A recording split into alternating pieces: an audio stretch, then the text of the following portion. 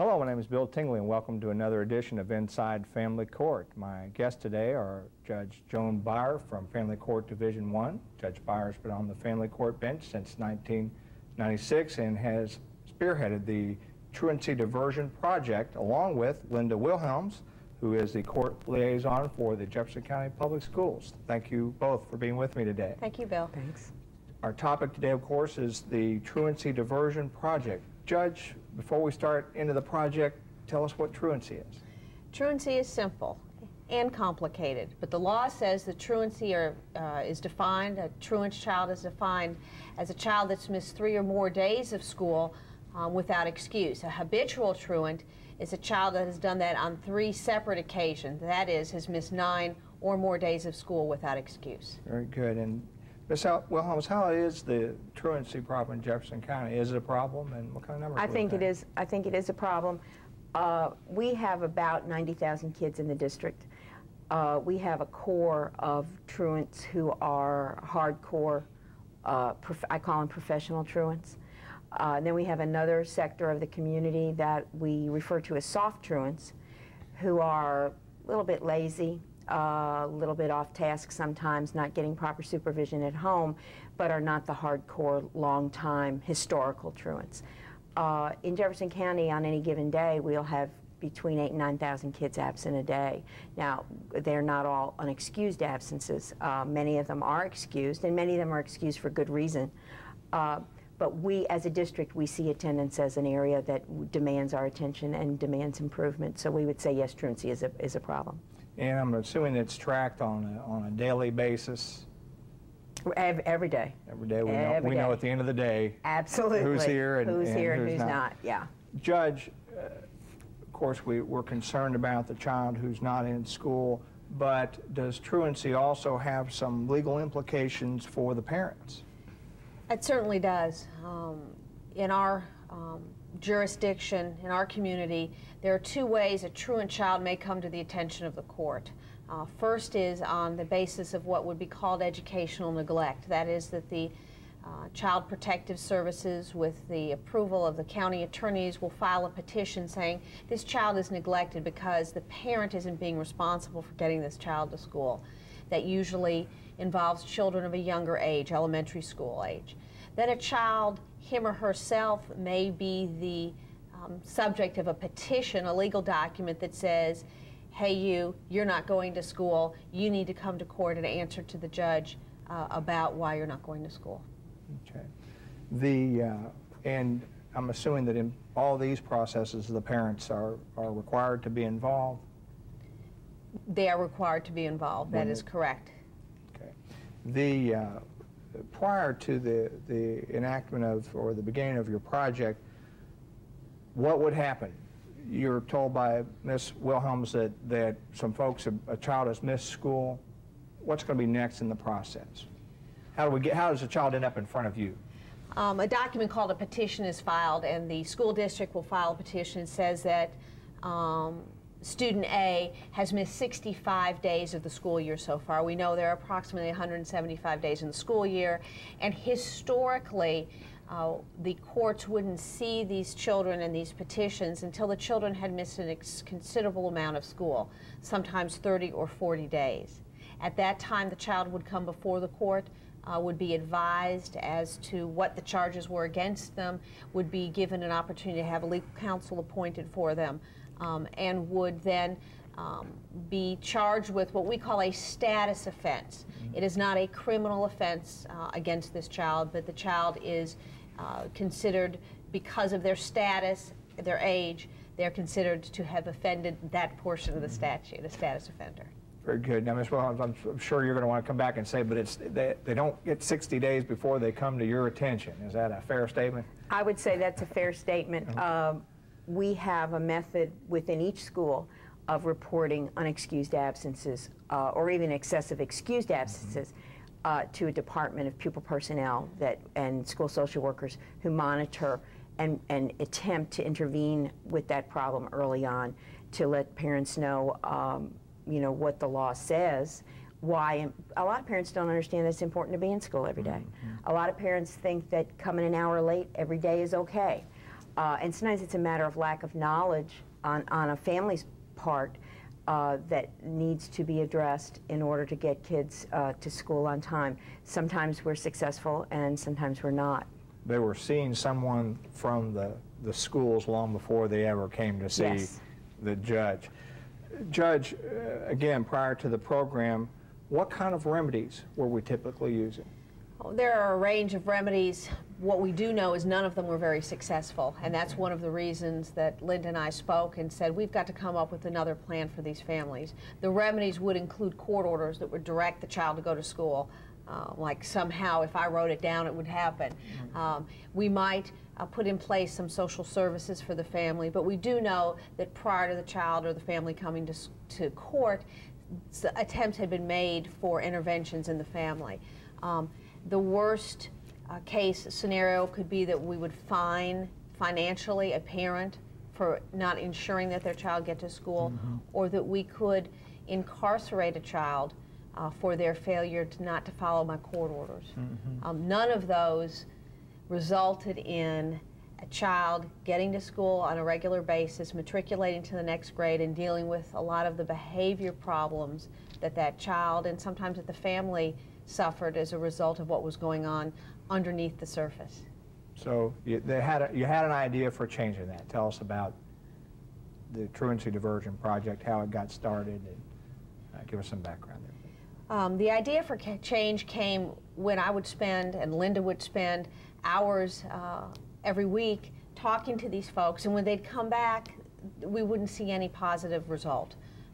And that was not because of a deficiency in what was going on in the court system, but the nature and an understanding that truancy isn't about kids just not going to school. A child doesn't wake up at 8 years old and say, okay, I'm finished with my academic life, I'm just going to hang out at home now. What we knew was that in many of these families, in fact in most of them, there were barriers as to why the children weren't going to school. That may involve domestic violence in the home, that may be chemical dependency issues within the home. The child may have an undiagnosed learning disability, reading disorder, that prevented them from feeling successful, and it was torture for them to go to school. And so they chose to come up with other ways to deal with it. They'd get to school and go in the front door and out the back. Understanding that truancy doesn't stand alone, we decided to develop a program modeled a little bit on the drug court program. That was that we would go into the schools, we meaning the courts would go into the schools, and develop a program for the family that addressed what the barriers were for that family, for them not to be succeeding academically. I suspect that to set something like that up, you were meeting with many agencies. Can you give us a little background on that? There's one thing that I've learned about making a change, and this is a program where we think out of the box, is that you grab the people around you that are thinking out of the box with you and run. And while I'd like to admit that we've called in all the collaborative agencies and sat around the table and chewed this over and came up with a plan, the reality is we met 2 or 3 times with about 4 or 5 individuals. We got our idea, we picked a location, and in December of 1997 we began this program at Mazik Middle School. We picked a school that was amenable to creative ideas to deal with kids that aren't going to school, and we put ourselves in business. As the program has progressed, we have brought in other agencies within the community. They've wanted to come into the process, and the school district has been a major player, as well as the neighborhood places, the Department of Juvenile Justice, have all come to the table to say, this is one way. It's not a surefire, absolute fix for every child that's truant in our county, but it's one way to address the issues of truancy. This is a program that's unique around the country because it is a pre-petition project. That means that no legal document is filed before this child would be eligible, or his family would be eligible for the diversion program. This is strict up diversion prior to court involvement. Interesting. When we come back from break, let's walk ourselves through how this process works. Thank you both. All right, we're back with Judge Byer and Ms. Wilhelms. Let's talk more about who all's involved with the Truancy Diversion Project. I think this is a real unique community. As long as I have, this is my 30th year with Jefferson County Schools, and I have been through many cycles of program and philosophy. This is a community that is packed with services. We have all kinds of wonderful resources. The problem has been getting people logistically placed so that not only are you using the best possible situations for your kids, but also there's some communication between those service providers so it makes some sense, as opposed to just giving a person an address and saying, take your kid here and you can get some help. That doesn't translate into good services necessarily. So when this program started, we had a couple major collaborative partners. We had the Department of Juvenile Justice, we had Jefferson County Human Services, we used 7 county services, we used some of the private mental health providers in town, we had used neighborhood places, and we said, how can we package this so that when a family comes into our program, there's continuity, there's aftercare, there's a sense of where we're going, as opposed just to giving people pieces of paper with names of places to go for help does not usually end up with that ever becoming anything of any value. Mm-hmm. So by bringing the people to the table and saying, here's what we want to do, with this collaborative energy started to build. My boss told me early on, the dictionary definition of collaboration is consorting with the enemy. And in the very beginning, that was very, I felt that, because there was resistance. There was resistance, but it was more of a turf stuff. Mm-hmm. There was more of finger pointing, which is, a real common practice between agencies and organizations. It's always the other agency's problem. They're not doing what they're supposed to do. We do what we're supposed to do, so that we had to work to get to a place where we were all in the same direction at the same time. Without How do you overcome that? Hard work, and it's an ongoing process. You never reach nirvana there. You really have to keep on working on it, because the pressures continually build and they ebb for a while, but they come back and you have to keep working on it.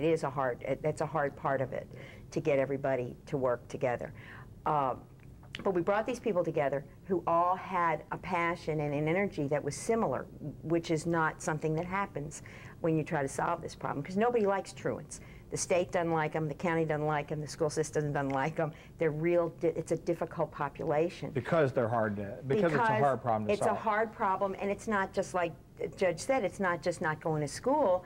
It's all the problems that create a barrier from a child getting into the building every morning, and they are sometimes the most serious social problems we have to deal with. Not only the parent's chemical addiction, the child's chemical addiction, incredible poverty situations. It amazes me sometimes that these kids get to school at all, much less, every day. Because it's a horrific lifestyle for some kids.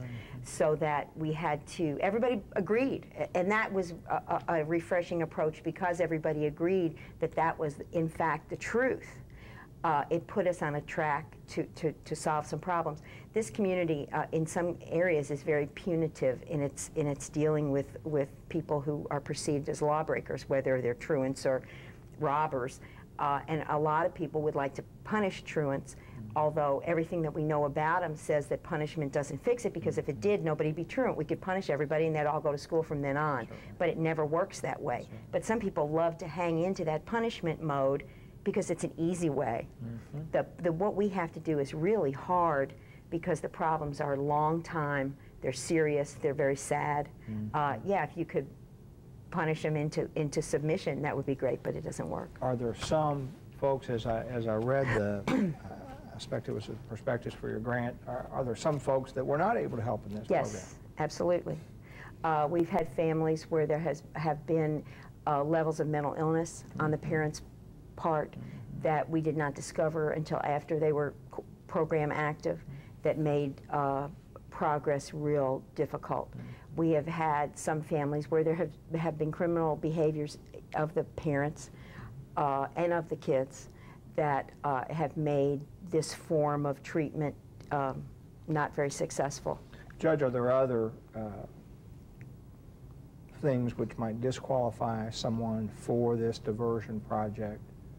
We look for, we have a loose arrangement when we talk about what kids would be eligible for the project. In the middle schools, we run 2 programs a year, a fall program and a spring program, and we bring in about 20 families each in each of those time periods.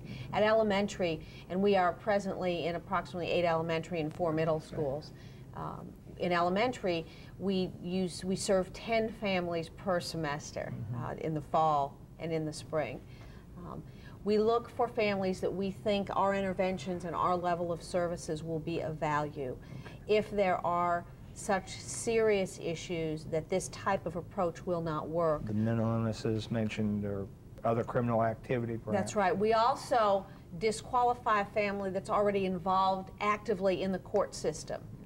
Okay. For 2 reasons. One, if a child's already in status court, they'll already get that there's not much I can do.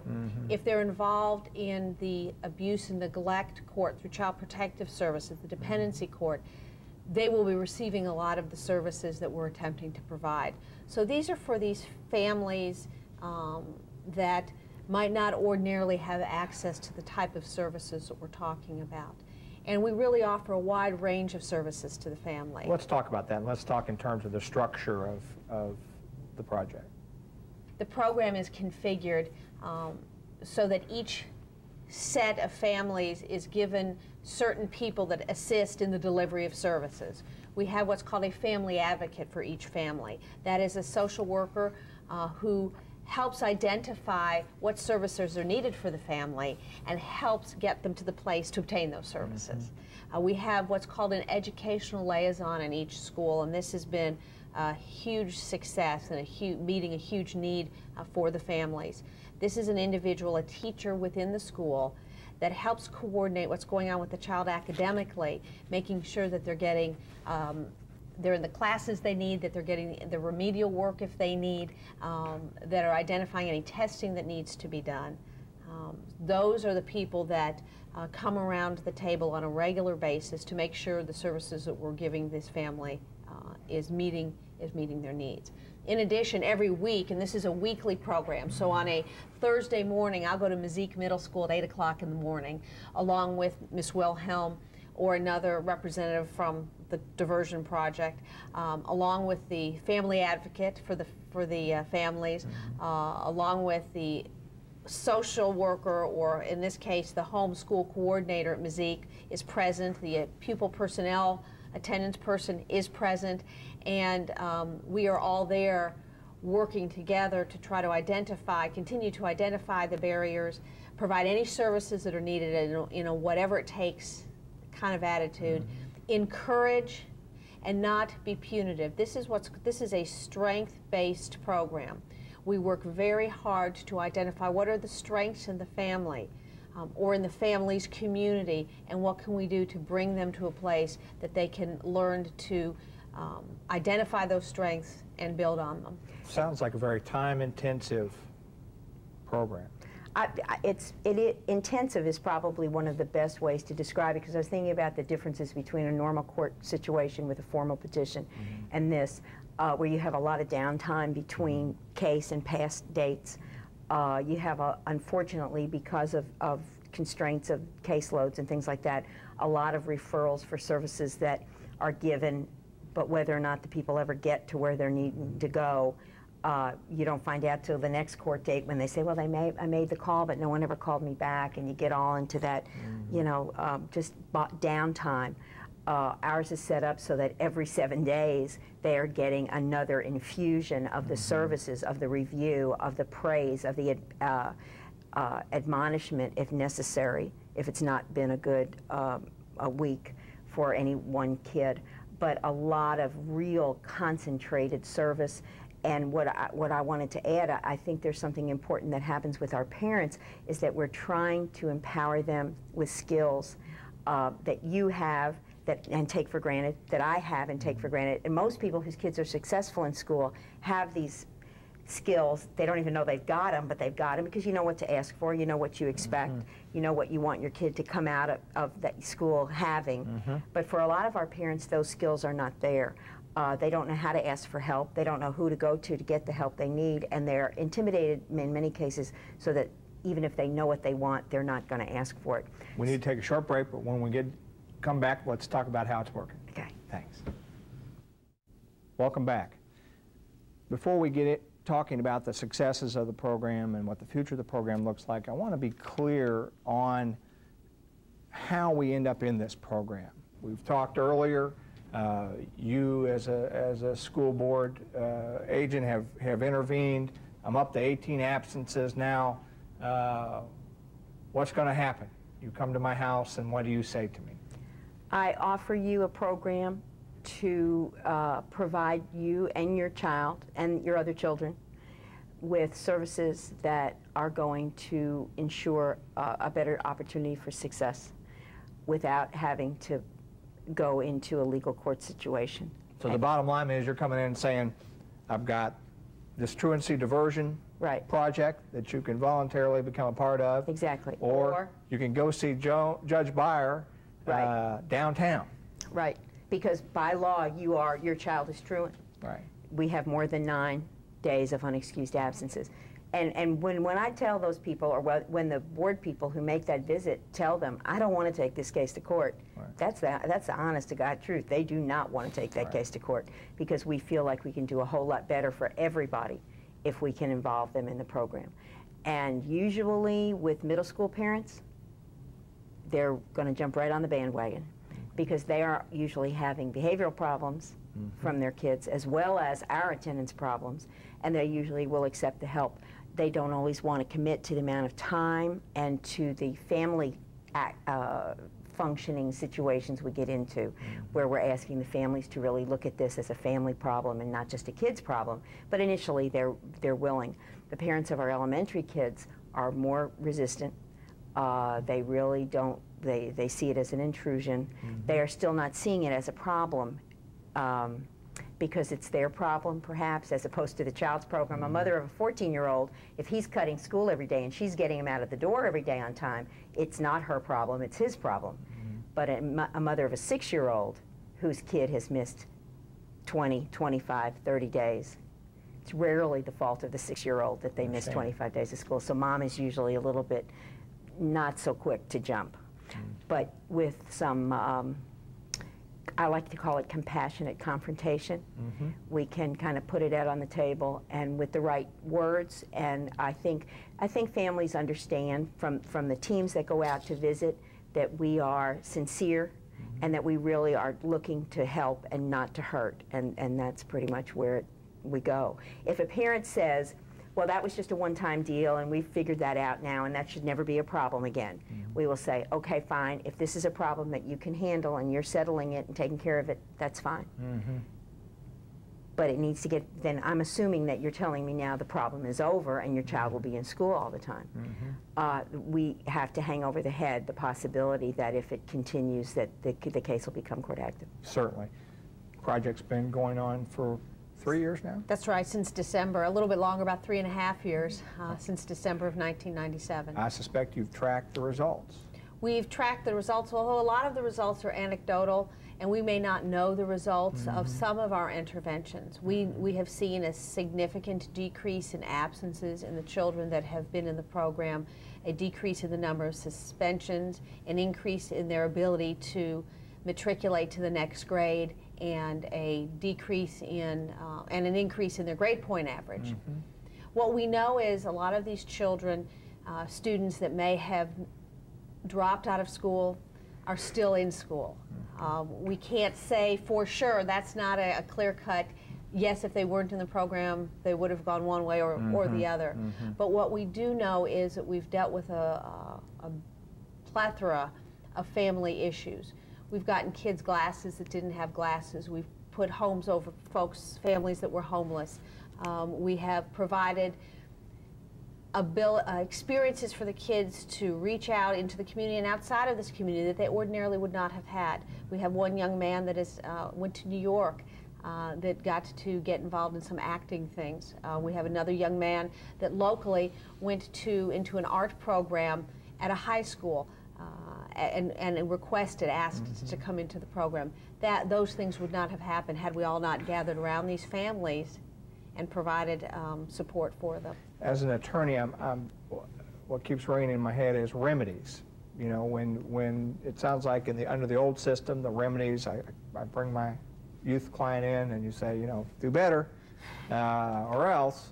And what I hear you saying here is, I've got community services that we've pulled together, people online, so that when we find out what the true problem is, I've got some different remedies I can suggest. The other thing is that these children may have never been in a situation where somebody said, I care. I care that you're not able to get to school. I want to do what I can to make you feel better about it. The parents may have never been in a situation where they felt welcome in the school. That when they come to our schools for our projects early in the morning, we have coffee and donuts for them. We offer them a place to talk to other parents that may have felt isolated because their kids were in trouble. A lot of these parents, the only phone call they get from school is, hey, come get your kid, they've done something wrong. So there is lots of praise both for the parents and for the students, and we give them opportunities to experience feeling that on a regular basis.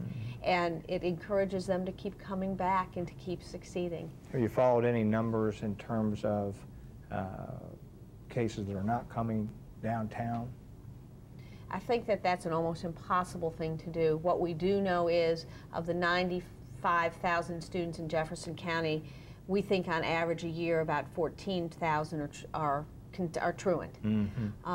We know that only a small percentage of those cases ever hit the courts. But we do know that there is a ripple effect. We know that if we're involved with a family that has a middle school or an elementary school kids, that the behaviors that we've addressed for the middle school kid will affect the elementary school child. And in that sense, it's a young project. That's right. Yeah. We've got just a few seconds left. Tell me about the future of the project. How's it look? The future of the project is wonderful. The school district is looking to put this program in place in as many schools as possible, and we've received a grant through the American Bar Association and the Scripps Howard Foundation to take this program nationally into 4 sites that have been chosen by the grant that would benefit from the program. That's excellent. Congratulations. Thank Judge you. Byer, Ms. Wilhelms, thank you so much for being with us today.